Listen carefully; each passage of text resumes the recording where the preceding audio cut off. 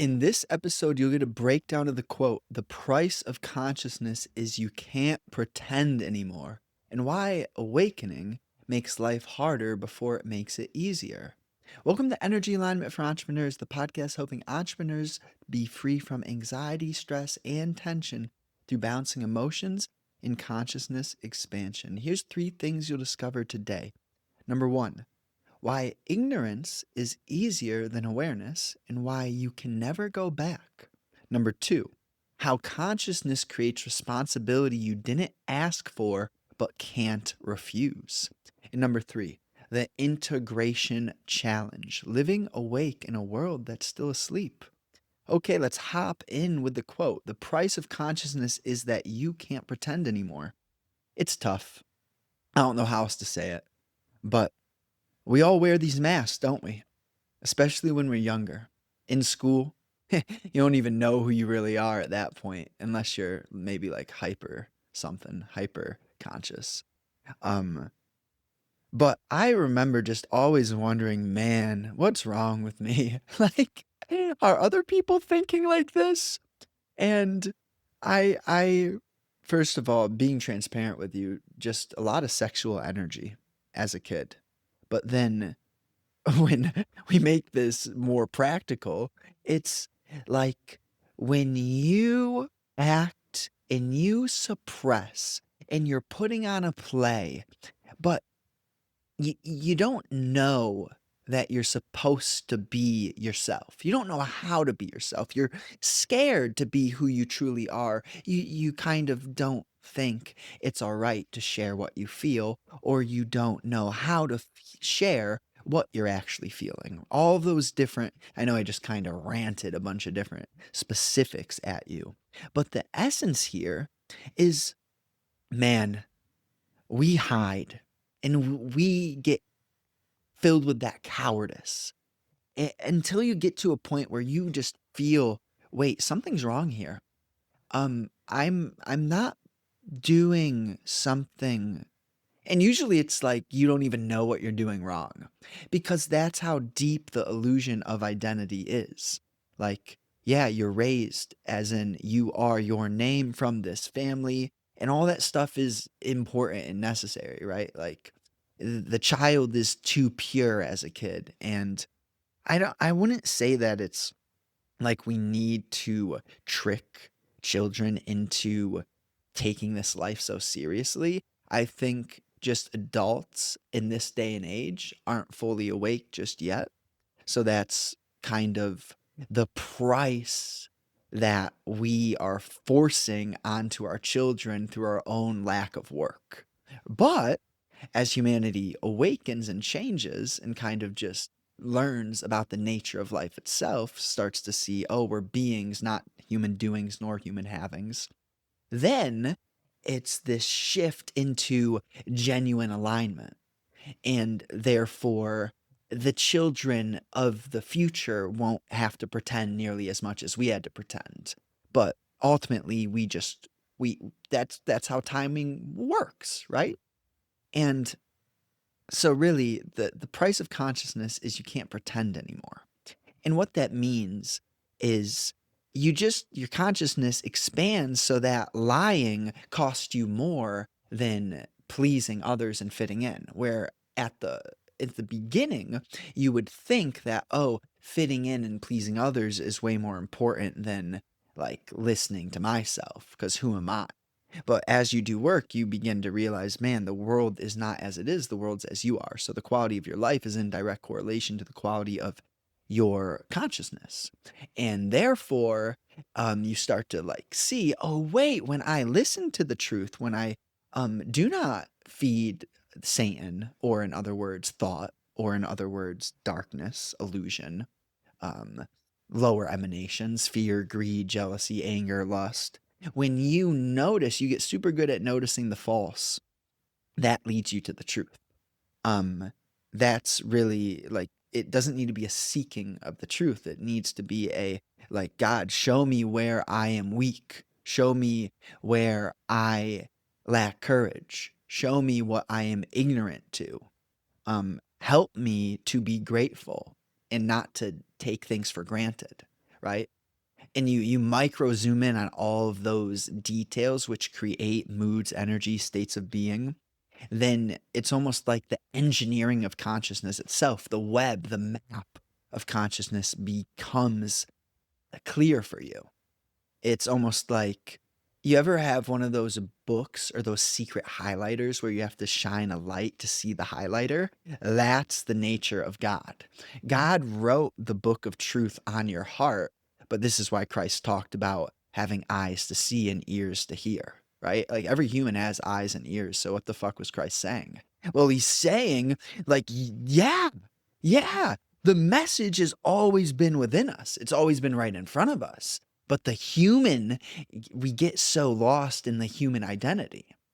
Um, Now practically how to realize this, I mean, it is a lifetime's work. It's not human desire that teaches you the laws of the unseen or the governance of the universe. It's rather a, first of all, it's not like you control it. It's not like I did things to see what I see. Part of me couldn't do anything else. And then part of me just felt very helpless. And it's been a hard road.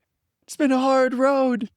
The amount of things that I've processed in my being are, oh man. I feel like I've been hell and back 200,000 times. And it teaches you a lot, though.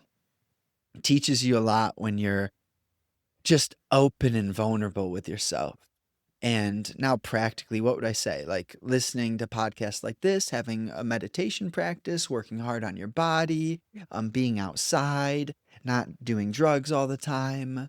Um, Even if you do psilocybin, like you have to do that like a scientist and a professional. You can't just fucking, you know, you are a chemist and you can use the things that God put onto this planet. But with power comes responsibility. It's basically just that. And yeah, yeah, part of seasons and phases is it needs to get really cold so all the stuff dies so that everything regrows new. If you hear what I'm saying, you hear what I'm saying, okay? Because it's like the truth, if I put it into the step by step by step by step, it's going to get diluted. It just, so it has to come out in these more free expressions. Lastly, I would say, like, on this semantics, read between the lines of the words, okay? Thank you. I appreciate you. I really do. All right. Number one, why ignorance is easier than awareness and why you can never go back. All right. It's kind of like once you see it, you can't unsee it. What that means, though, is ignorance is bliss, but it's a false bliss. It's a false light. And when you think life is fun, when you think life is about fun, you're yet to see the true meaning of why you're here. Life is the cool thing about living in alignment is you will get pleasure. You will have fun seasons. You will have things to celebrate. You will have joyous connection. You'll get all of the things that the human wants, but only once you no longer need it. Yeah. Oh man, I know, right? Why did he just say that? Who made this stuff up? Those are things that I've wondered very much. Like, but you start to see, man, the intelligence of creation itself is on another level.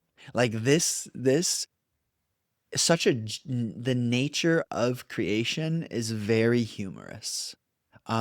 It's not like the dark and the good are fighting. Do you really think that? It's like 50-50, the devil, we have an enemy, and God is good and he's fighting no, silly, silly. God create devil for fun. Okay? God work like Tarzan, yet extremely intelligent. Like God made your body, your organs, your cells all be able to communicate in the way they communicate, right? The amount of intelligence that we just bypass on a daily basis because we're too busy in the illusion of my goals and my money and my family and this and we have that and that. Again, I use the voice not to like make you feel bad. I use the voice because, man, we got to keep things loose. We have to. We have to.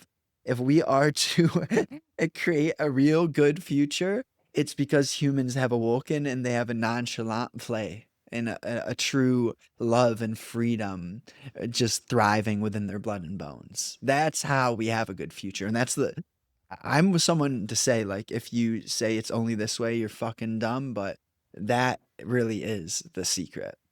It's humans awakening. It's humans working inward, not all this external achievement and ambition.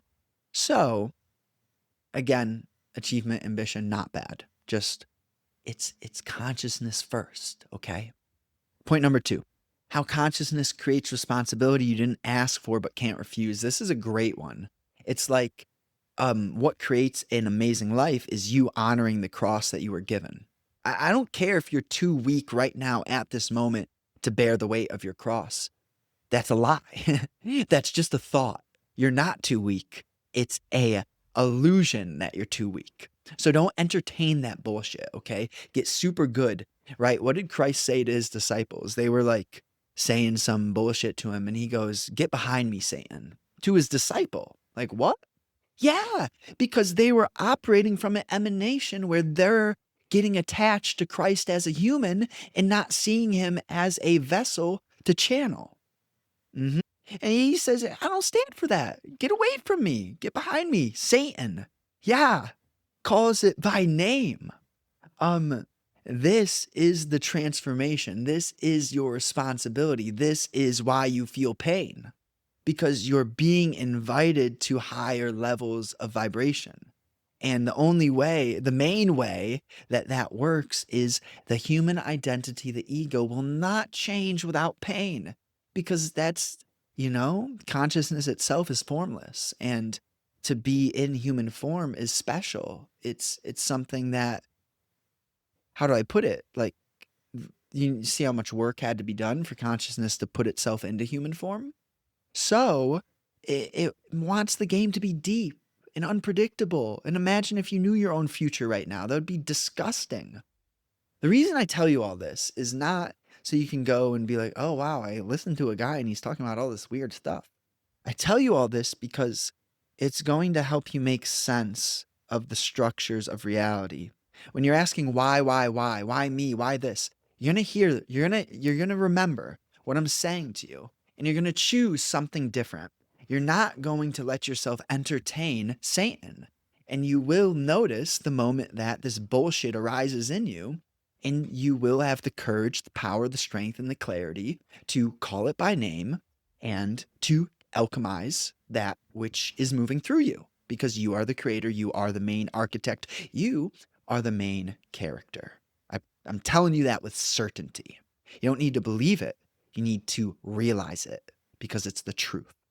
Now, number 3, the integration challenge. Living awake in a world that's still asleep. I say this very gently. I have met many beautiful, strong, just clear minded, clear beings. That being said, it's not always easy. Like, I still have, I feel pain. Yeah, it's not always easy. And the integration challenge, like living awake, it's not like that the world's all still asleep. Sure, a lot of people, they're fucking, yeah, they're not doing the work just yet. That's all right. It's all in like the bigger timing, divine timing. And me and my friend, we would always say this in the past, but you need people to flip burgers too. Like everyone's where they're meant to be. You are exactly where you're meant to be. So please learn to just appreciate where you're at. Gratitude, 5 things day and night, self-reflection. Because when you take things for granted, that's going to hurt you. I I'm telling you this. Please, please trust me. Don't take people or life for granted, and do everything you can to remind those whom you care about of how much you love them and how much they mean to you. Give them gifts, hold their hands, give them big hugs, give kisses if it's an intimate one, like write handwritten letters, buy flowers, like do all of that. I promise you. You'll thank me later. But when you have this balance of, man, I don't know how some people act that way. I don't know how people live that way. What you need to do is direct attention inward because judgment doesn't get you anywhere. Discernment is going to help you. When you can discern and notice you're judging someone and then redirect your consciousness and attention inward or to something that's meaningful, then you're going to judge yourself less and judge others less. And then you're going to have a life filled with people who judge less because that's what you put out. So it all starts with you, right? If you're a victim, you're going to create relationships with other victims, then you're going to get blamed, and then you're going to end up being a victim again. Okay? There comes a point in every cycle where you are the one who says, I see it, I get it, I'm done with that, done with that, done with it. So, hey, be grateful. I'm grateful for you. I appreciate you so much. I genuinely, like you listening, I'm sending you a big hug, strong hug. How do I put it? You might hear some cracks in your spine when I give you a big hug. Recap. The permanent shift. Once you see the truth about yourself, about life, about how this all works, you can't unsee it. You're awake and it's irreversible. The new burden. It's not really a burden. Sometimes it feels like it. Consciousness gives you power, but also responsibility. You can no longer blame others, numb out, or pretend you don't know better. Every choice becomes conscious, and that's exhausting until you accept it. The lonely path. Most people are still asleep, many, and they'll resent you for being awake. They might. You'll lose friends, yeah, relationships, entire social circles, but what you gain, truth, freedom, authentic power, is worth more than any comfortable lie. Amen. Summary, consciousness is not a gift you can return. Once you're awake, you're responsible for everything you now see. Stop wishing you could go back into ignorance and start building the life that your awareness demands. The price is high, but staying asleep costs you everything. Thank you so much for listening. If you enjoyed this, share this with a friend. New episodes are out Monday, Thursday, 10 a.m. Eastern Time. I'm working on a lot of different things. I'll keep you updated. But for now, just check out the description. Let's go.